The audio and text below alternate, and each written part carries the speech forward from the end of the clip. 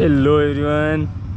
तो भाई लोग आज एक अलग टाइप का वीडियो बना रहे हैं हम। कुछ बाइक्स का रिव्यू करने वाले हैं। आज हम आए हैं जेवर में।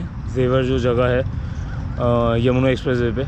ऑलमोस्ट सारी बाइक नॉन स्टॉप भागती हुई आई है। तो ये सारी बाइक्स का रिव्यू बन रहा है। मैं अभी ZX XR का बना रहा हूँ, ओनरशिप रिव्यू और बेसिक बाइक के बारे में। और ये बाइक अब आ रही है, मतलब अब नहीं आ रही, पहले आई थी ये बस। और पहले भी मतलब BS4 तक आई है, उसके बाद नहीं आई है। और ये कावासाकी Z, नाम में कंफ्यूज हो जाता हूँ, ZX XR Z900 और वो वाली है अपनी निंजा 1000। और वहाँ पीछे मल्टी स्टार्टर और वो सब खड़ी हैं, तो उन सब का भी रिव्यू बनाएंगे। इसका आपको थोड़ा सा दिखाते हैं। नंबर बहुत प्यारा है इसका, 5050। इसका जो बेसिक चीज़ें लगी हुई हैं वो बता देते हैं। फुल सिस्टम एग्जॉस्ट नहीं है इसमें, सिर्फ ये पीछे नॉर्मल जो ओरिजिनल वो आता था, बैंड पाइप्स आती थी, वही लगी हैं। और ये एरो का एग्जॉस्ट लगा हुआ है, स्लिप ऑन। बाकी ये स्टॉक है। पीछे एक ये आता ही था, I guess, I am not sure इसमें पीछे सेटिंग थी या नहीं, मेरे ख्याल से नहीं थी। ये कुछ इसका लुक है।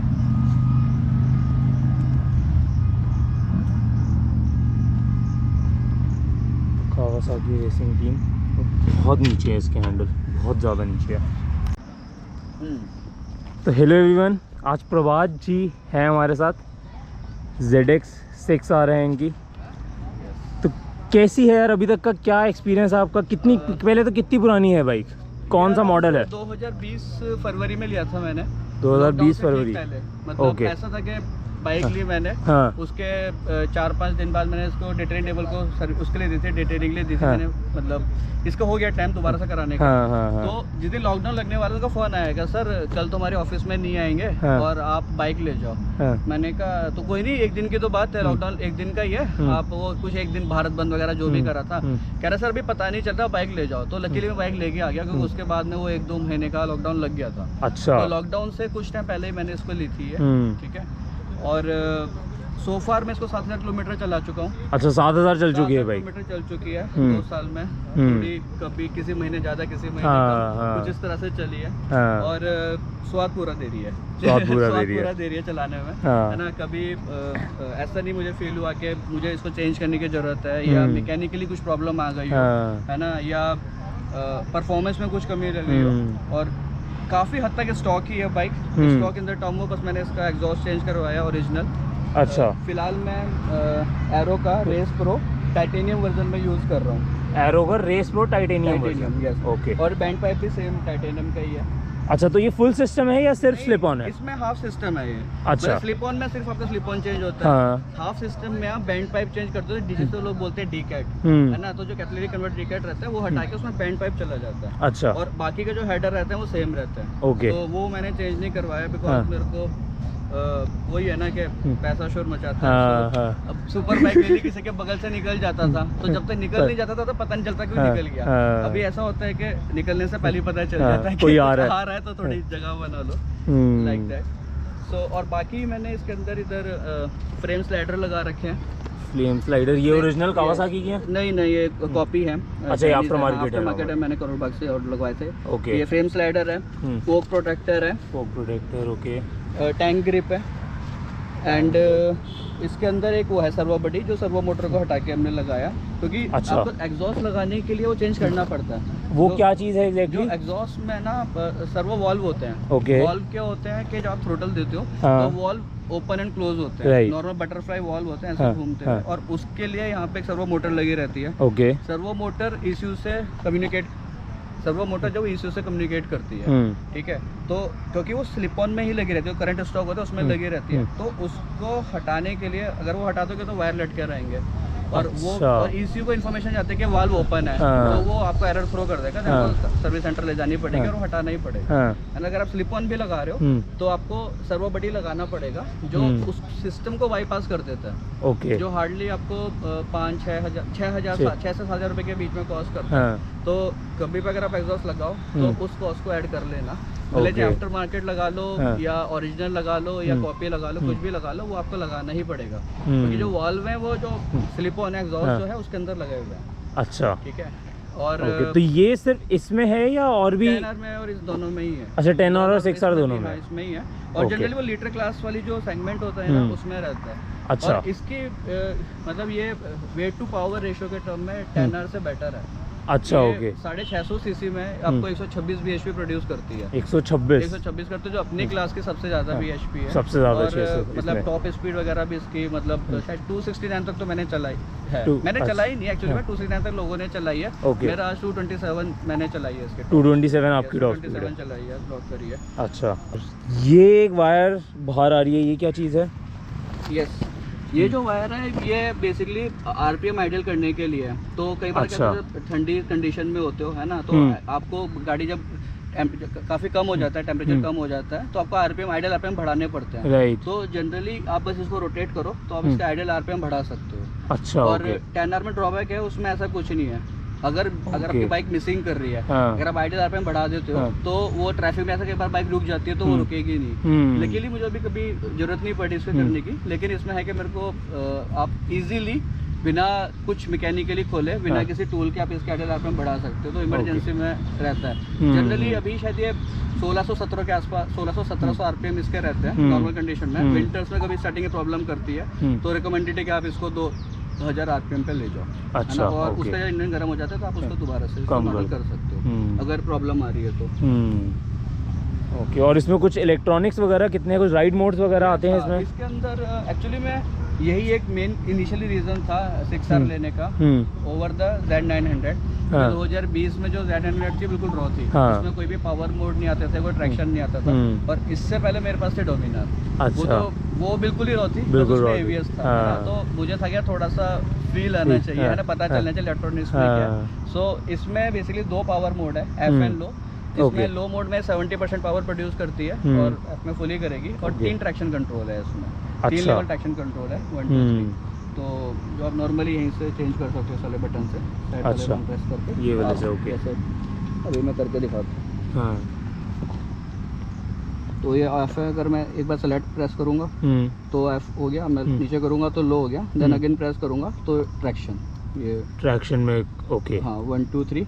तो इसमें क्या मतलब है, मतलब 1 2 3 का ये क्या है? ये ट्रैक्शन इज लाइक है जैसे आप थोड़ी जैसे ये वाला रोड है, लाइक ये वाला है ना। अभी मैं हाई स्पीड पे हूँ, मेरा टायर यहाँ पे है, मैं चलाते हुए इधर जाऊंगा तो दोनों में फ्रिक्शन का डिफरेंस है। तो जब इसमें टायर जाएगा तो माइट भी वो थोड़ा सा स्किड कर जाए। तो उस टाइम पे अगर आपने ट्रैक्शन आपने ज्यादा कर रखा है तो उस सर्टेन टाइम के लिए वो पिछले टायर में पावर डिलीवरी नहीं देगा।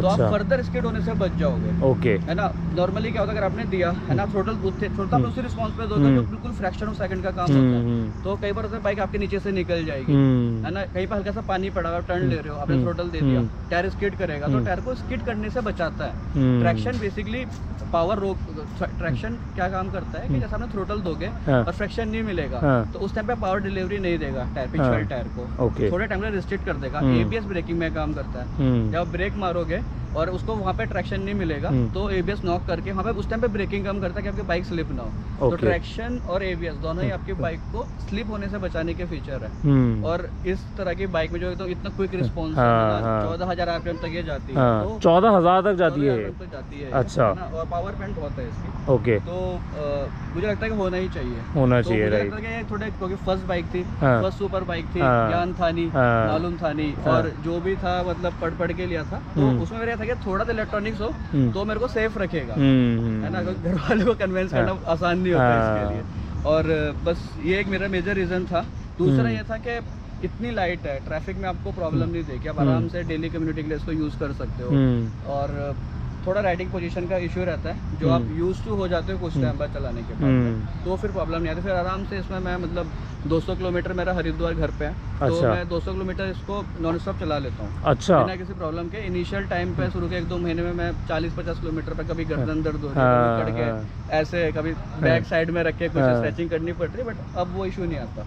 इट्स जस्ट लाइक के एक बार यूज टू हो जाओ, थोड़े आपको हेलमेट स्नैक फिट चाहिए होता है, अगर आपका हेलमेट ढीला है आप ऐसे चलाओगे तो आगे नीचे गिरेगा, फिर आप अगर गर्दन और ऊपर उठाओगे, आप ऑलरेडी थोड़े हायर एंड पे हो गर्दन है ना, फिर और ऊपर उठाओगे तो यहाँ पे पेन होने लग जाता है। तो उसको अवॉइड करने के लिए हेलमेट सही होना चाहिए। इसमें एक और चीज़, अभी तक इसको मैक्सिमम कितना दूर तक लेके गए हो आप? मैं इसको एक बार मैंने मतलब यही नोएडा से आगरा देन फतेहपुर सीकरी अच्छा ये मैंने राइड करी थी। हाँ। और बिकॉज मतलब फील लेना से लाने का हाँ, एक्सप्रेस अच्छी जगह नहीं हाँ। है, तो मैंने कहा, और आगरा में कुछ बहुत क्राउड था ताजमहल के आसपास, तो वहाँ से बगल में फतेहपुर सीकरी है, थोड़ा सा ज़्यादा नहीं हो सकता है 40-50 किलोमीटर हो, तो फतेहपुर सीकरी होके मैं आया था। अच्छा। तो आना जाना शायद 300-350 किलोमीटर के आसपास था। अच्छा। तो और मैं मतलब उसके आने के बाद मतलब कंफर्टेबल था, ऐसा इशू नहीं आया कि मतलब थक गया हूँ या कुछ भी इशू हो। तो फिलहाल तो यही है, अभी बहुत ज़्यादा मैंने चलाई नहीं है 7 किलोमीटर किसी व्हीकल को जज करने के लिए, बहुत ज़्यादा भी नहीं होते, लेकिन आप तुम रिव्यू दे सकते हो कि भाई सो फार आपका एक्सपीरियंस कैसा रहा। तो मेरी रिकमेंडेशन तो है, अगर आपको कोई भी प्री ओन्ड मिल जाती है, लेकिन नहीं तो नहीं मिलेगी, तो आप ले सकते हो इसको। और अगर आपको ट्रैक स्टार्ट करना है तो इससे अच्छी बाइक नहीं है स्टार्टिंग के लिए। राइट। तो ये ZX XR या Xenos कौन सी आप प्रेफर करोगे? आज ही Xenos मैं इसलिए करूँगा, मतलब मैं कोई से नहीं करूँगा इस टाइम पे। अच्छा। इसकी जो पावर है वही सेम Z900 की है ना, तो वो भी आपको 900 सीसी में आपको 125-130 bhp देती है, ये 650 में आपको उतना bhp देती है, और माइलेज वाइज भी ऑलमोस्ट सेम ही है। क्या नाम है, ये मेरे को सिटी हाईवे पे 22-23 का एवरेज दे देती है, सिटी में मेरा 16-18 के आसपास का माइलेज रहता है। I think similar kind of Z900 के लिए। तो अगर मुझे चेंज करनी रही तो मैं कुछ और चेंज करूंगा रेदर देन 600-900 के, लेकिन ये है कि अभी 650 नहीं मिल रही है वाली, तो लोग को Z900 लेनी पड़ेगी, ऑप्शन नहीं है और न्यू लेनी है। अदरवाइज सेकंड हैंड में आप ये भी ट्राई कर सकते हो based on riding style. Right. थोड़ा कंफर्ट चाहिए, इजी चाहिए तो आप Z900 ले लो, अदरवाइज ठीक है।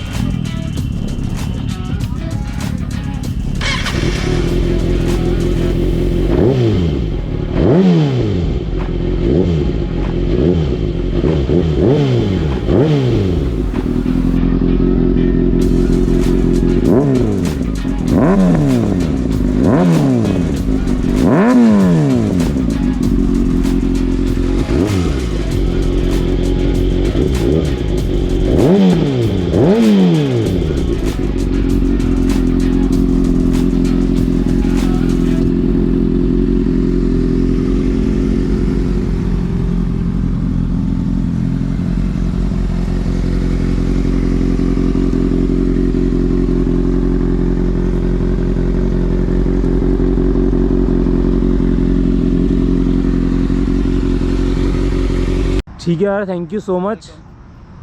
और आई होप आप लोगों को भी ये अच्छी लगी हो वीडियो, इसके कुछ सिनेमैटिक शॉट्स आपने देख लिए होंगे। तो ठीक है यार, thank you so much, bye bye.